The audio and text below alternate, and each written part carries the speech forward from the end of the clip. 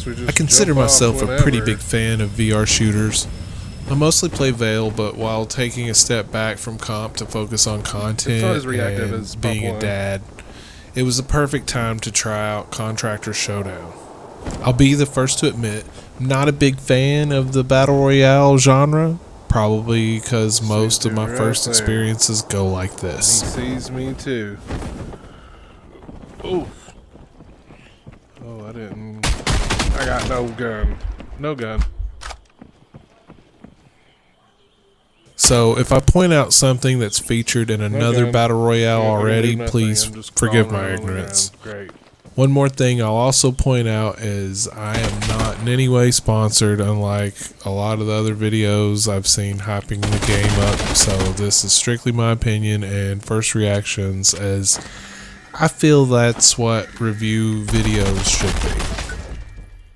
When I bought Showdown, I was hoping for an experience that might ignite something inside of me to increase my motivation to play Battle Royale games more. However, after spending considerable time in the game, I can't help but feel underwhelmed by what it offers. Maybe it's just me, but after a couple of sessions, I felt like I had to work pretty hard to motivate myself to play more. There are several things that they added to make the genre a little more tolerable, but I'll try to be as fair and as honest as possible with all these things considered. Okay. We'll start with some of the positive additions. I do like the fact that through the progression system, you have the ability to permanently customize specific weapons when you find them in game and they are already set up to your liking.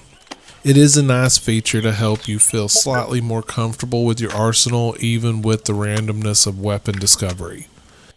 However, this is limited to some basic scopes and grips. Everything after that is just cosmetic.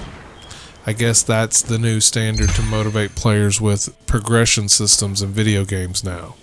I prefer a rewarding journey rather than a cosmetic gameplay grind, and at least this system has a bit of both.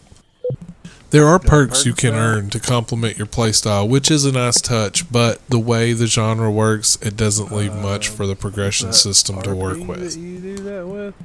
All upgrades are found in-game via a vending machine system. There are vending machines scattered all over the map that can do some pretty interesting things. Is there a scope you want that you haven't unlocked yet? There's a machine for that. Want more storage space on your backpack? There's a machine for that. Are you dead and stuck in spectator mode? There's even a machine for that, where your teammates can revive you from the dead, and this is a very nice touch if you get eliminated early.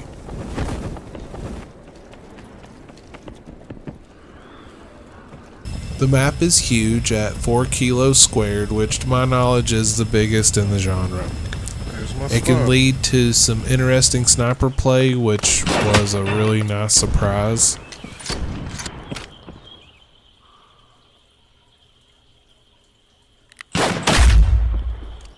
They also have zip lines to ascend to make moving around the map quite a bit easier, rather than most games in the genre. But I'd still prefer Pop 1's gliding mechanic opposed to this cumbersome parachute. Makes landing in a precise location very difficult for a new player. Something that's sorta in the middle, depending on how you want to look at it, is the guns. They are the same exact guns from the previous Contractors game. So even if you're a returning player, you'll still feel comfortable with the arsenal, but there's not much new to be discovered. This is basically Contractors without the mods, but added progression and Battle Royale. So, is it worth it? Sure. It's a rather cheap game and has lots of replayability for those that love this genre. But if you're not completely in love with Battle Royales, steer clear of this one and stick to the original Contractors. Showdown does little to offer anything new, and the Battle Royale formula has been done to death in the gaming industry, and this game does little to innovate or differentiate itself from the countless other titles in the genre. The biggest positive is that it's in VR and the only real competition it has is population 1. Again, for me, it fails to live up to the hype surrounding it. With lackluster progression, tired game mechanics, and an unoriginal game mode, it struggles to innovate. If you're a major fan of VR Battle Royales, this will be right up your alley. It's like Pop 1, but grown up. And as a reminder, for every 1,000 views this video gets over the next couple months, I'm going to buy somebody in the comments a copy of the game. Share it, and good luck. We'll see you next time.